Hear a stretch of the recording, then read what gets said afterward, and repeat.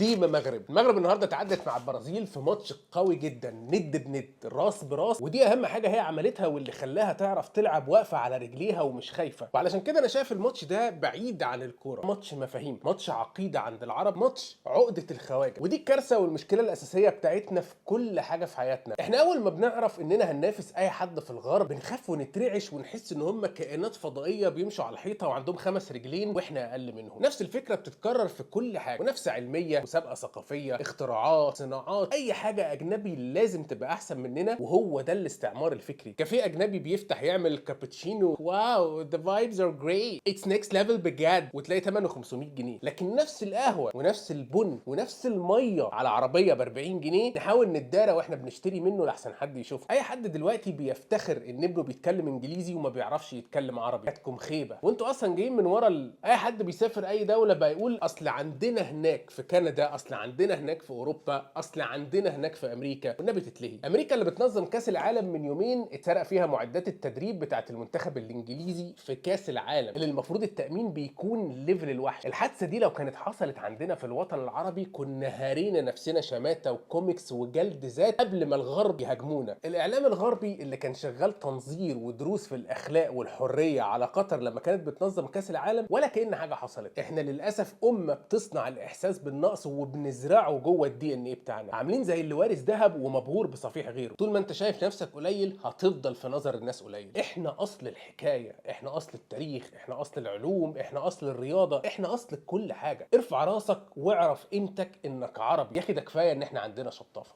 يوسف ماي سون اي لاف يو. السلام عليكم.